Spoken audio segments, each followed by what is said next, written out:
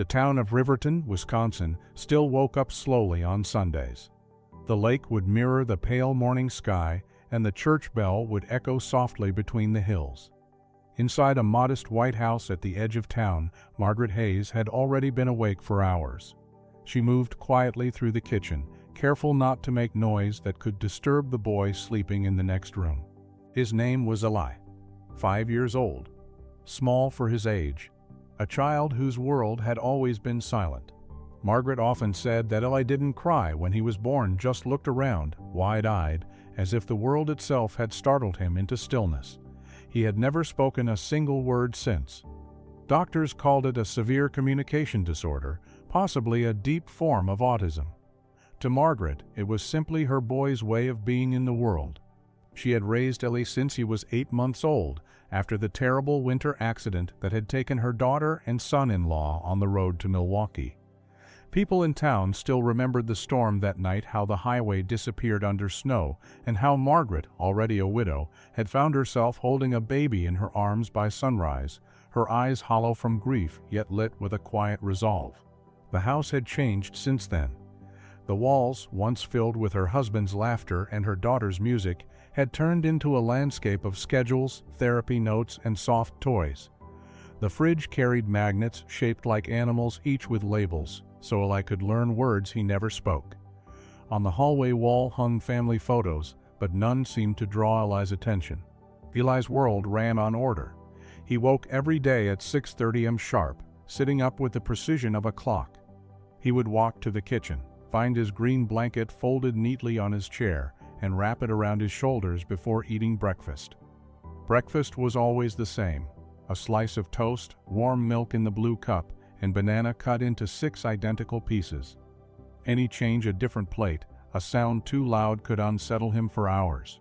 But when everything remained just right, Eli would let out a faint smile, a flicker of peace that made Margaret's heart ache.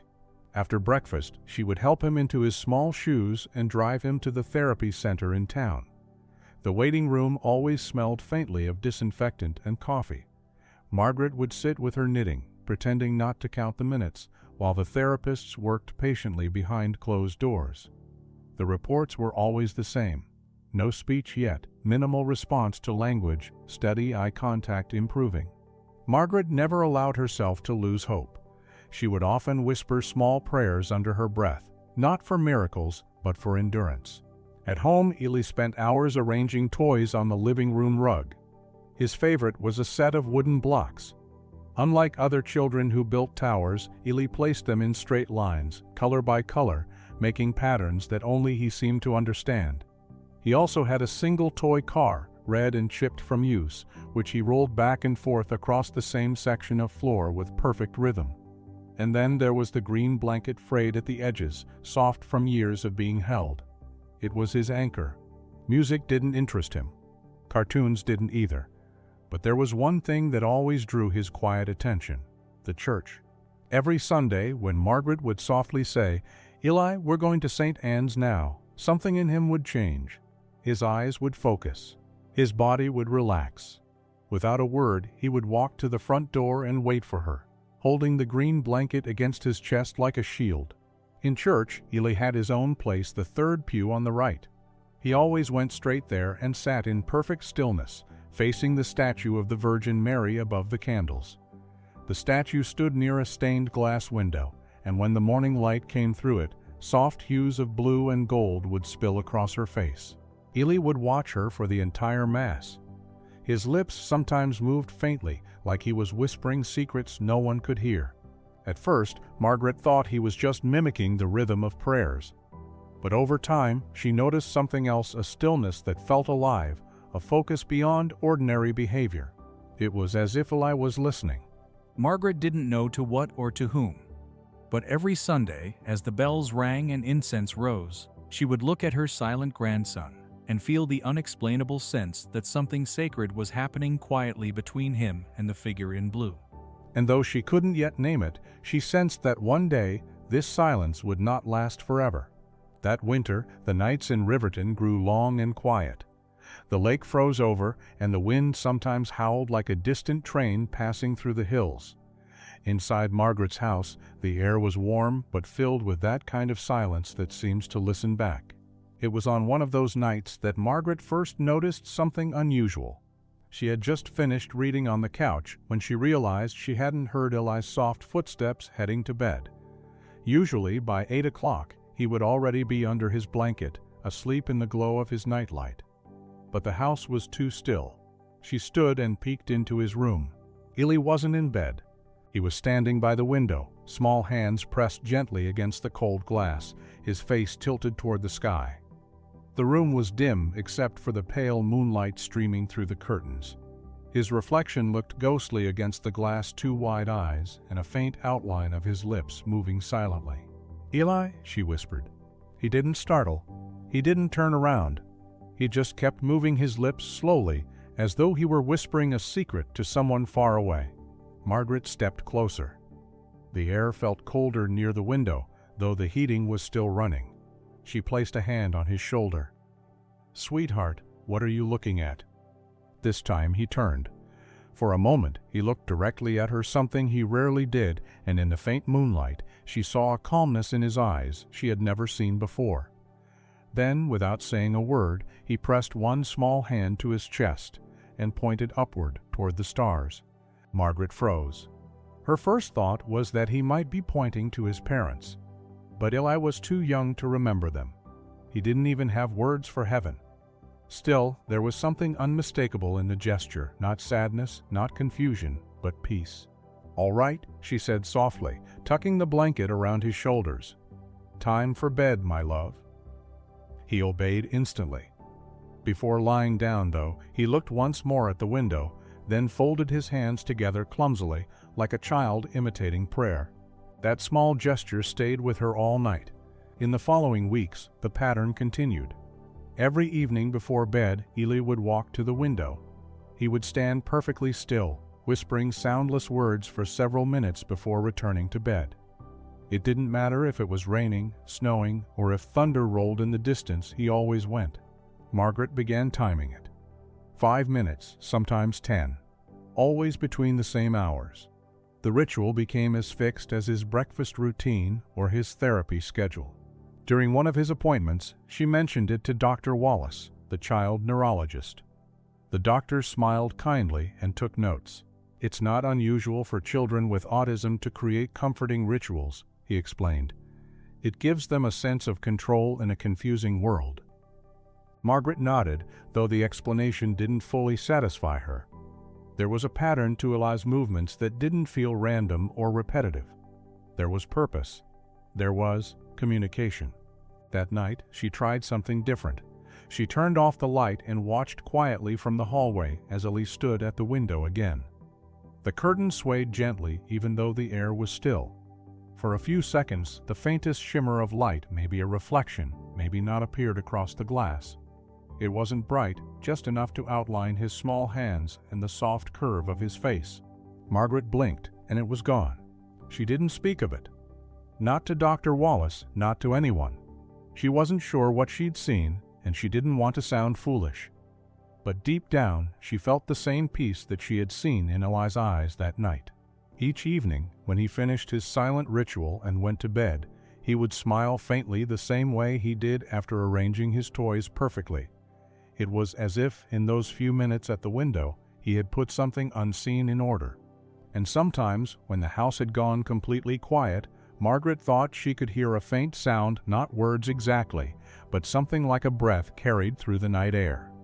A whisper that seemed to come not from Eli, but from beyond the glass. By early spring, the snow around Riverton had begun to melt, and small rivers of water ran down the streets like silver threads. The church bells once again rang over open ground, and sunlight returned to the windows of Margaret's home. But inside those walls, something was changing quietly, something even the doctors could not explain. It began at school.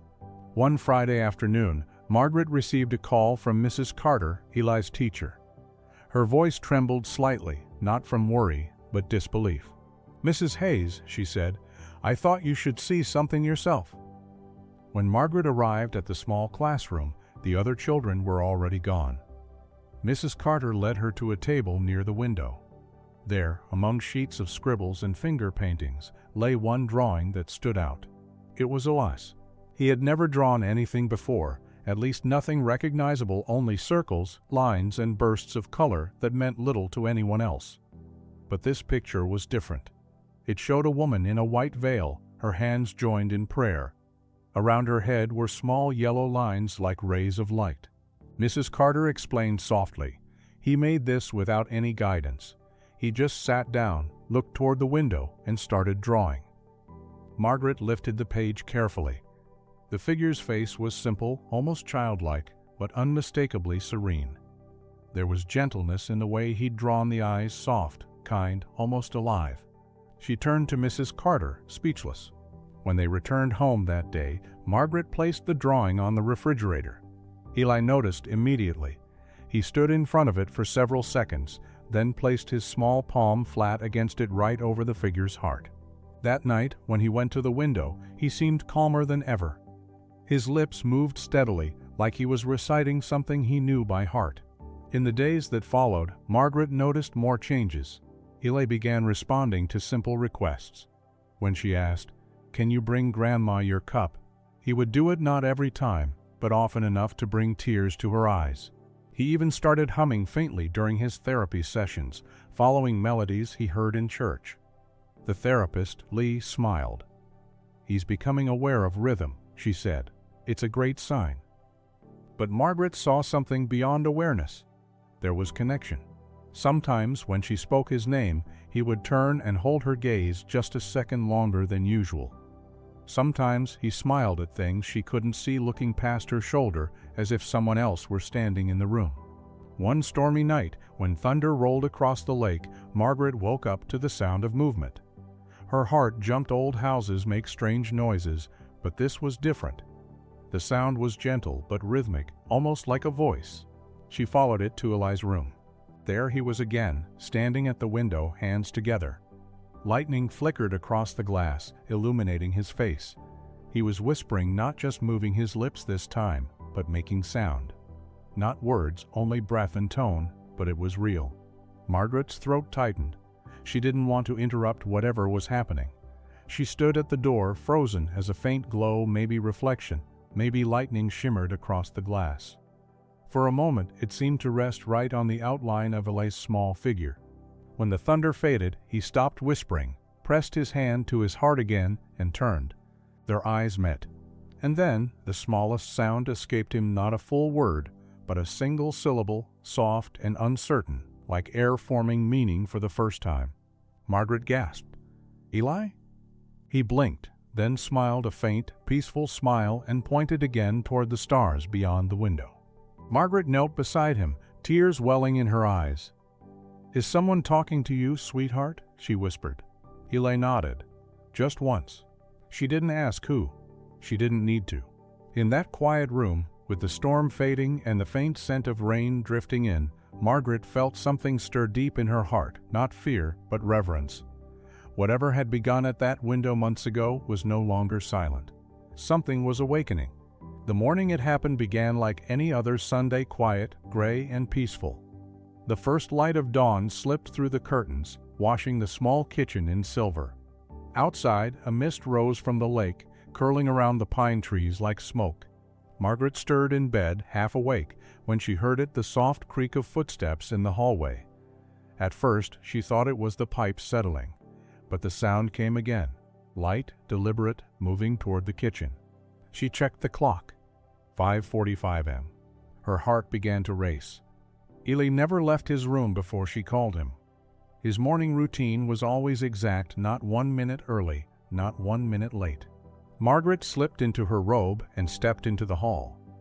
The faint smell of toast reached her before she even turned the corner. There he was. He stood by the table, fully dressed in his Sunday clothes, the light blue shirt she always had to button for him, the dark trousers he usually resisted, and the small black shoes that took him forever to wear. His hair was neatly combed. He was looking straight at the clock on the wall, standing tall, his hands folded in front of him as if waiting for someone. "Eli," she said softly, afraid to break whatever spell filled the room. "How did you dress yourself?" He turned, met her gaze, and for a moment she saw something extraordinary in his eyes, a quiet certainty, almost like he was older than 5. Then, instead of answering, he pointed toward the door. "The church?" she asked. He nodded once, slowly. Margaret looked at the clock again. It wasn't even 6. Mass began at 9. But there was something about the stillness in his expression, the same calm she had seen on those nights at the window. Without another thought, she whispered, "All right, my love, let's go." She helped him into his coat, picked up her keys, and stepped out into the misty morning. The drive was silent. The sky was a pale lavender, and the fog rolled over the empty streets. Illy sat in the back seat, his hands clasped tightly around his green blanket. He didn't look out the window. He looked straight ahead, eyes steady, as if he already knew exactly where they were going. When they reached St. Anne's Church, the parking lot was deserted. The old stone building stood quiet, its steeple fading into the fog. Margaret parked the car and turned to look at him.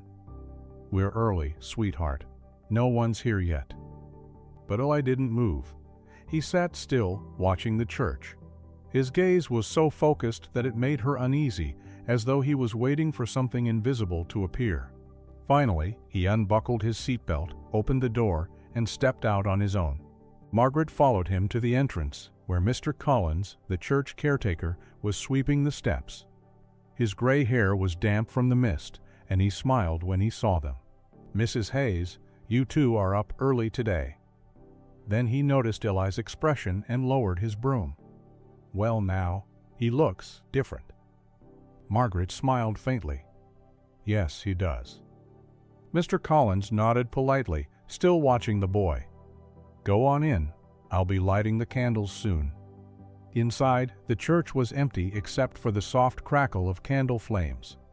The air was cool and faintly scented with wax and incense.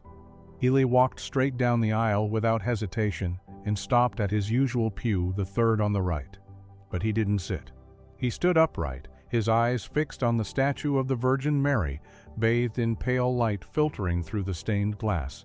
Margaret took her place beside him, but something told her to stay silent.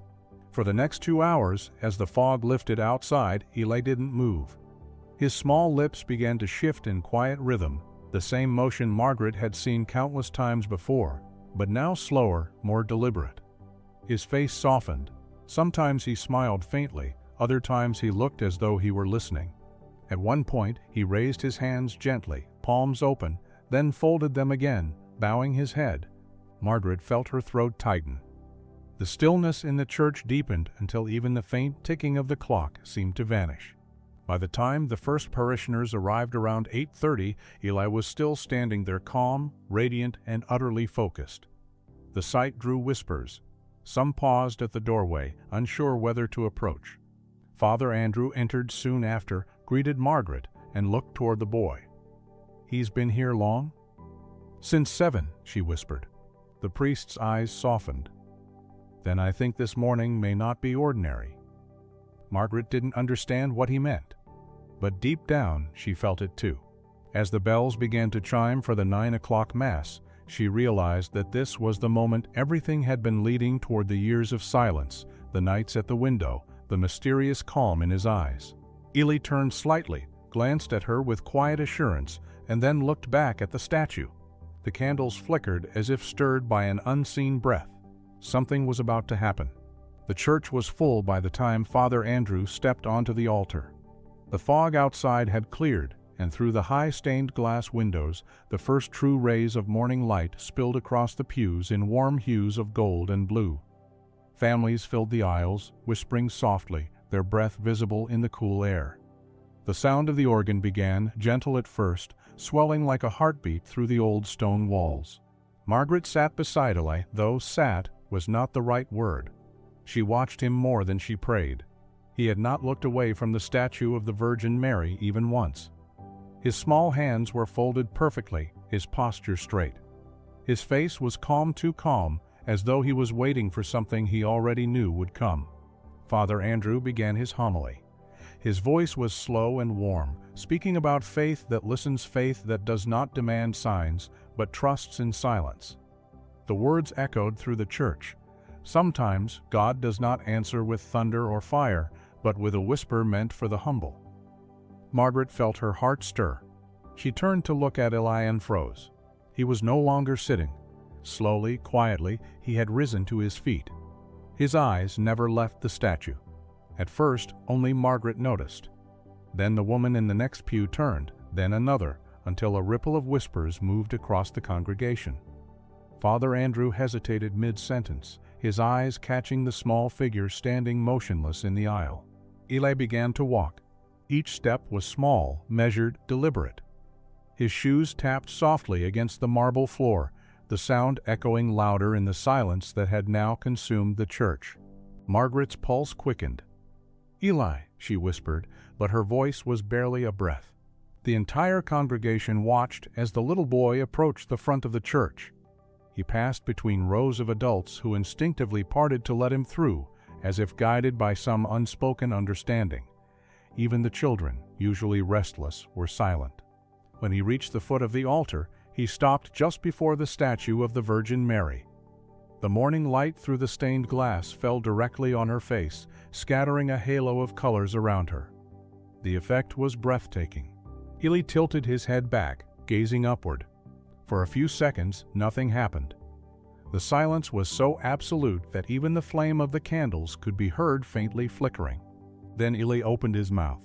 The sound that came out was clear, pure, and unmistakable, a child's voice untouched by fear. "Mother."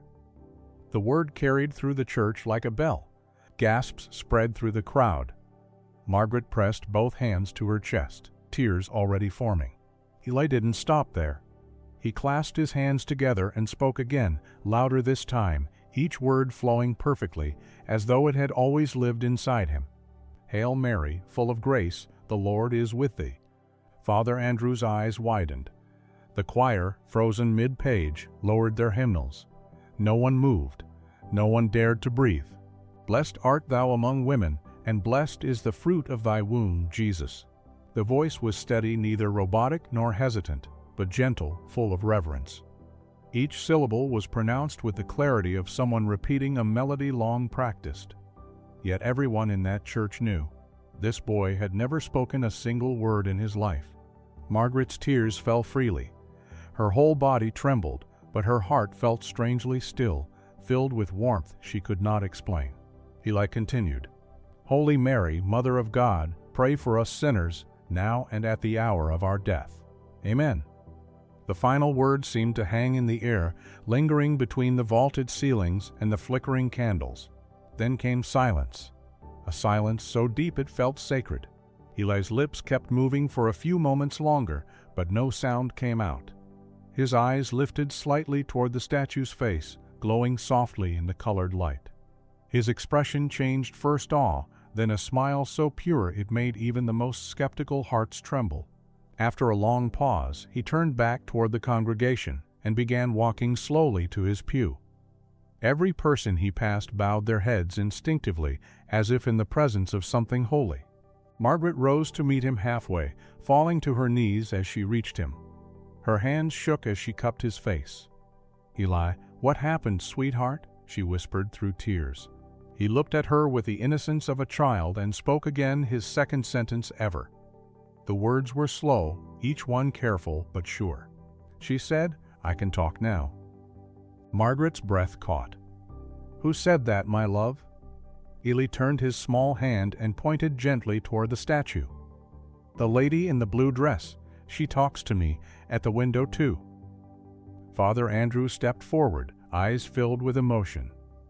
"Eli," he said softly, "what does she tell you when she comes?" The boy hesitated, then smiled faintly. "She says God loves me, and that I am never alone." The priest closed his eyes. Around them, people began to kneel, not from command or ceremony, but from something deeper, older. A woman began to sob quietly in the back pew. Others clasped their hands together, whispering prayers through tears. Light streamed through the stained glass, brighter now, as if the morning itself had been waiting for this moment. The candles flickered once more, their flames bending toward the altar like they too were listening. For several minutes, no one moved. Even Father Andrew could not speak. The church had become a space between heaven and earth, a place where the impossible had quietly become real. When Eli finally sat down again, he reached for Margaret's hand and held it tight. His small voice, now softer, murmured one more sentence only she could hear. She said, "I have to keep praying, so other children can talk too." Margaret couldn't answer.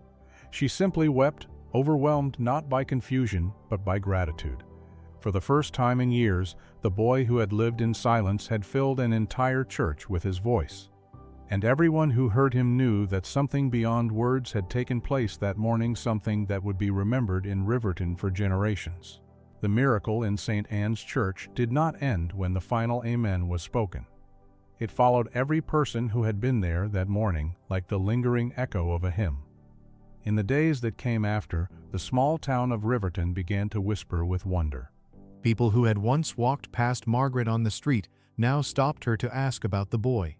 Strangers left flowers at the church steps. Some said they still felt something when they entered the sanctuary, a quiet warmth, as though the air itself carried the memory of that morning's light. Father Andrew wrote a careful account of what he had witnessed and sent it to the local diocese. The bishop responded days later, not with skepticism, but with a request for prayer and observation. "Let us wait," he said, "and see what fruits come from this." But Margaret already saw the fruit every day in her home. Eli, who had once lived in a world of silence, began to speak little by little. At first his words were short and simple: milk, blanket, sun. Then sentences began to form, slow but steady. He laughed for the first time, an unguarded sound that filled the kitchen like music. He even started singing short melodies he had heard in church, his small voice wavering but true. The doctors could not explain it. Dr. Wallace reviewed his old reports twice, then finally set the papers down and said quietly, "Mrs. Hayes, I don't know how to describe what happened, but I would call it grace." Margaret smiled at that. "That's all I've ever called it too." At school, Mrs. Carter wept the day Eli raised his hand to answer a question for the first time. He spoke slowly, carefully, but the sound of his voice silenced the entire classroom. Some of the children clapped, others simply smiled. The teacher later told Margaret, "It's as if he was never lost for words, just waiting for permission to use them." Yet, despite his progress, some things about Eli never changed. Every night, after brushing his teeth and placing his toys in perfect rows, he would walk to his window. He would stand there quietly, fold his hands, and move his lips in prayer. Sometimes Margaret would watch from the doorway. She no longer asked what he was saying. She simply whispered her own prayers beside him.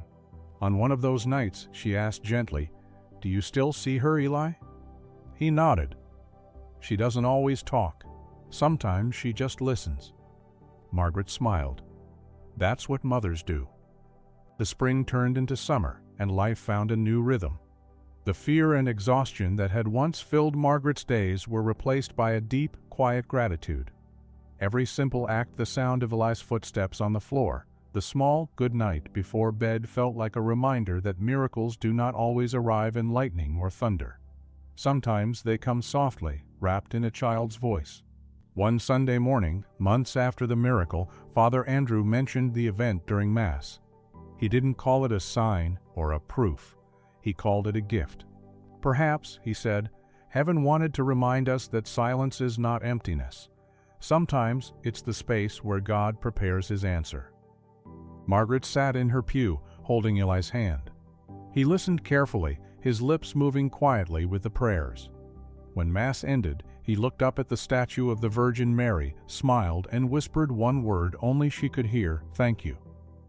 Now, every person in Riverton knows the story of the boy who spoke in church.